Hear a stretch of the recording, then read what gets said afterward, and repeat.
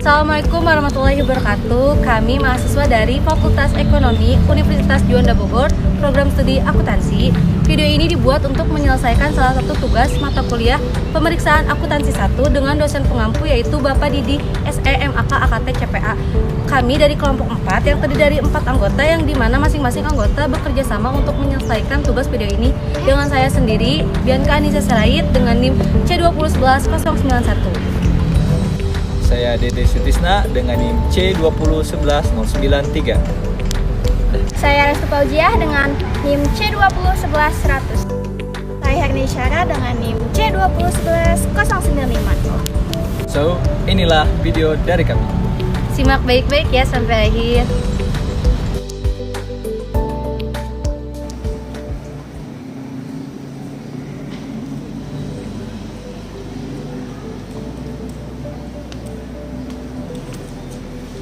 Wah, lagi ngerjain apa tuh? Sibuk amat kayaknya. Ini lagi belajar SA700. Oh, yang ini bukan yang soal perumusan opini sama pelaporan atas laporan keuangan itu ya? Yang kalau nggak salah sih itu ada revisinya yang terbaru tuh yang 2021. Cuma tanggal efektifnya di kalau nggak salah di Januari 2022. Yang itu gak sih? Iya, aku lagi baca dokumen yang itu. Udah belajar apa aja tuh soal SA700? Ini aku udah tahu ruang lingkup sama tujuannya. Nah, jadi ruang lingkupnya itu standar audit ini mengatur tentang tanggung jawab auditor dalam merumuskan suatu opini atas laporan keuangan. Oke. Dan juga mengatur bentuk dan isi laporan auditor yang diterbitkan sebagai hasil suatu audit atas laporan keuangan. Nah, secara umum SA ini memiliki dua tujuan. Yang pertama, untuk merumuskan suatu opini atas laporan keuangan berdasarkan suatu evaluasi atas kesimpulan yang ditarik dari bukti audit yang diperoleh. Dan kedua, untuk menyatakan suatu opini secara jelas melalui suatu laporan tertulis. Oh gitu ya. Kalau soal opini-opini yang ada di SA700 ini, kamu udah paham kan? Iya, aku tahu ada 4 opini audit. Yang pertama, wajar tanpa pengecualian. Diberikan pada saat laporan keuangan secara keseluruhan, bebas dari salah sagi material dan sesuai dengan kerangka pelaporan keuangan yang berlaku. Yang kedua, wajar dengan pengecualian. Diberikan pada saat auditor yang pertama menyimpulkan bahwa berdasarkan bukti audit yang diperoleh, laporan keuangan secara keseluruhan tidak bebas dari salah segi material. Dan kedua, ketika auditor tidak dapat memperoleh bukti audit yang cukup dan tepat untuk menyimpulkan bahwa laporan keuangan secara keseluruhan tersebut bebas dari salah segi material. Yang ketiga, opini tidak wajar diberikan pada saat auditor memperoleh bukti audit yang cukup dan tepat, kemudian menyimpulkan bahwa terdapat salah segi material dan secara signifikan menyimpang dari standar akuntansi yang berlaku. Nah, yang terakhir, keempat, auditor tidak menyatakan opini. Hal ini itu diberikan pada saat auditor tidak mendapatkan bukti yang cukup dan tepat sebagai dasar opini. Nah, ini dapat terjadi karena adanya pembatasan ruang lingkup pemeriksaan, sehingga auditor tidak dapat melaksanakan pemeriksaan sesuai dengan standar auditing yang ditetapkan IAI. Oh, tapi kamu kalau mau lebih paham lagi, teman-teman aku ada kok yang lebih paham soal SA700 ini. Gimana kalau nanti kita belajar bareng aja? Nah, ayo boleh tuh. Oke, kita aja laptop. Ya. Kita di kelas aja.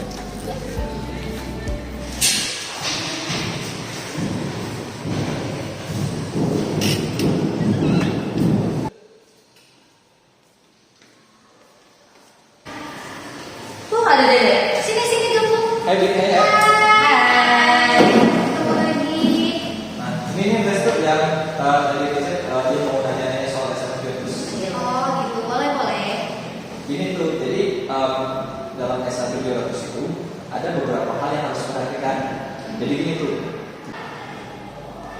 di dalam perumusan opini, seorang auditor harus memperhatikan beberapa hal. Pertama, kesimpulan auditor berdasarkan SA 330 revisi 2021 yang harus diperhatikan adalah apakah bukti audit yang cukup dan tepat telah diperoleh? Yang kedua, dalam hal kesimpulan auditor berdasarkan SA 450 revisi 2021, apakah kesalahan penyajian yang tidak dikoreksi adalah material, baik secara individual maupun secara agregat? Hal lain yang harus diperhatikan dalam hal perumusan opini oleh seorang auditor adalah mengevaluasi beberapa hal.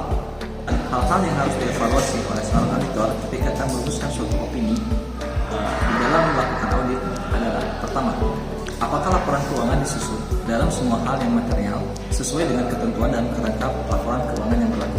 Kedua, apakah dari sudut pandang ketentuan kerangka laporan keuangan yang berlaku telah memadai dan telah dipatuhi? Poin ketiga, apakah laporan keuangan mencapai penyajian yang wajar? Dan poin terakhir atau poin keempat, apakah laporan keuangan mengacu secara memadai pada atau menjelaskan kerangka laporan keuangan yang berlaku? Selanjutnya, secara khusus, auditor harus mengevaluasi dari sudut pandang ketentuan kerangka laporan keuangan yang berlaku. Pertama, laporan keuangan mengungkapkan kebijakan akuntansi signifikan yang dipilih dan diterapkan secara tepat. Yang kedua, kebijakan akuntansi yang dipilih dan diterapkan tidak bertentangan dengan kerangka pelaporan keuangan yang berlaku dan sudah tepat. Yang ketiga, estimasi akuntansi yang dibuat oleh manajemen adalah wajar. Poin keempat, informasi yang disajikan dalam laporan keuangan adalah relevan, dapat diandalkan, dapat diperbandingkan, dan dapat dipahami. Poin terakhir atau poin kelima, laporan keuangan menyediakan pengungkapan yang memadai untuk memungkinkan penggunaan laporan keuangan yang dituju memahami pengaruh, transaksi, dan peristiwa material terhadap informasi yang disampaikan dalam laporan keuangan. Terminologi yang digunakan dalam laporan keuangan termasuk judul setiap laporan keuangan sudah tepat. Pengevaluasian auditor tentang apakah laporan keuangan mencapai penyajian wajar harus mencakup pertimbangan sebagai berikut. Pertama, penyajian, struktur, dan isi laporan keuangan secara keseluruhan. Yang kedua, apakah laporan keuangan mencerminkan transaksi dan peristiwa mendasarinya dengan suatu cara yang mencapai penyajian yang wajar. Jadi gini Restu, aku jelasin contoh hasil audit atas laporan keuangan berdasarkan SA700. Nih boleh lihat dulu sama kamu. Kamu lihat ya? Iya. Pelaporan keuangan memiliki beberapa poin yang dimana direvisi pada tahun 2021 dengan SA700. Yang pertama ada judul. Judul adalah laporan auditor harus memiliki suatu judul yang mengindikasikan secara jelas bahwa laporan tersebut adalah laporan auditor independen. Yang kedua, ada pihak yang dituju, yang dimana laporan auditor harus ditujukan kepada pihak yang tepat berdasarkan kondisi perikatan. Yang ketiga, ada opini auditor. Paragraf pertama dalam laporan audit harus memuat opini auditor yang diberi judul dengan opini. Paragraf opini dalam laporan auditor harus juga mengidentifikasi entitas yang laporan keuangannya telah diaudit, menyatakan bahwa laporan keuangan telah diaudit, mengidentifikasi judul setiap laporan, mengacu pada catatan atas laporan keuangan, dan menyebutkan tanggal atau periode yang dicampur. Yang keempat, ada basis opini. Laporan auditor harus mencakup suatu paragraf yang dicantumkan segera setelah paragraf opini dengan judul basis opini. Yang pertama ada menyatakan bahwa audit dilaksanakan berdasarkan standar audit yang ditetapkan oleh Institut Akuntan Publik Indonesia. Yang kedua, mengacu pada paragraf dalam laporan auditor yang menjelaskan tanggung jawab auditor berdasarkan standar audit yang ditetapkan oleh Institut Akuntan Publik Indonesia. Poin kelima, ada kelangsungan usaha. Jika relevan, auditor harus melaporkan berdasarkan ketentuan dalam SA 570. Nah, tadi kan udah Herni jelasin tuh poin-poin tentang pelaporan atas laporan keuangan standar akuntansi 700 revisi 2021. Poin ke-6 adalah hal audit utama. Hal audit utama adalah hal-hal yang menurut pertimbangan profesional kami merupakan hal-hal yang paling signifikan dalam audit kami atas laporan keuangan periode ini. Hal-hal tersebut disampaikan dalam konteks audit atas laporan keuangan secara keseluruhan. Dan dalam menemukan opini kami atas laporan keuangan terkait, kami tidak menemukan suatu opini secara terpisah atas hal audit utama tersebut. 7. Informasi lainnya atau judul lain yang tepat seperti informasi selain laporan keuangan dan laporan auditor terkait. 8. Tanggung jawab manajemen terhadap laporan keuangan. Manajemen bertanggung jawab atas penyusunan dan penyajian wajar laporan keuangan tersebut sesuai dengan standar akuntansi keuangan di Indonesia dan atas pengandalian internal yang dianggap perlu oleh manajemen untuk memungkinkan penyusunan laporan bebas dari kesalahan penyajian material baik yang disebabkan oleh kesalahan ataupun kecurangan.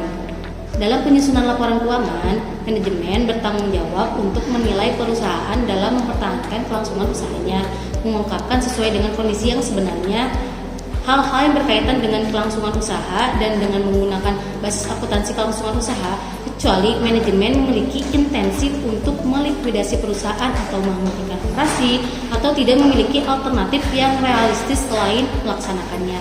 Pihak yang bertanggung jawab atas kelola bertanggung jawab untuk mengawasi proses pelaporan keuangan perusahaan tersebut. Poin 9. Tanggung jawab auditor terhadap audit atas laporan keuangan. Tujuan kami adalah untuk memperoleh keyakinan memadai tentang apakah laporan keuangan secara keseluruhan bebas dari kesalahan penyajian material, baik yang disebabkan oleh kesalahan ataupun kecurangan, dan untuk menerbitkan laporan auditor yang mencakup opini kami. Keyakinan memadai merupakan suatu tingkat keyakinan tinggi, namun bukan merupakan suatu jaminan bahwa audit dilaksanakan berdasarkan standar audit. Akan selalu mendeteksi kesalahan ketika hal tersebut ada.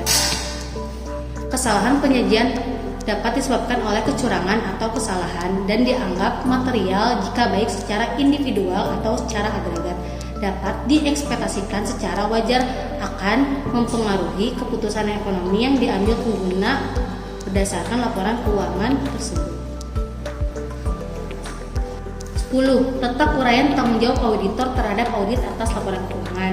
1. Menyatakan suatu pendapat atas laporan keuangan berdasarkan audit. 2. Melaksanakan audit sesuai dengan standar akuntansi yang ditetapkan oleh Institut Akuntan Publik Indonesia atau yang disingkat dengan IAP.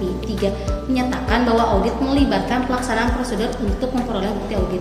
4. Mengevaluasi ketepatan kebijakan akuntansi dan kewajaran akuntansi yang telah dibuat oleh manajemen. 5. Menyatakan bahwa auditor meyakini bahwa bukti audit yang telah diperoleh sudah cukup dan tepat untuk menyediakan basis bagi opini auditor.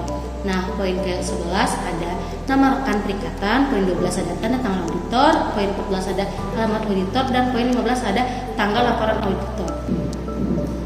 Oh, jadi ini ya.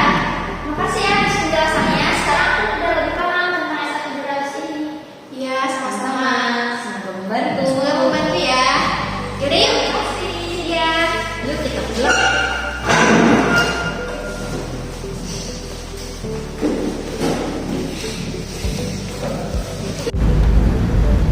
Sekian video singkat dari kelompok kami tentang SA 700. Semoga bermanfaat. Semoga dapat menambah wawasan. Mohon maaf bila ada kata dan kesalahan.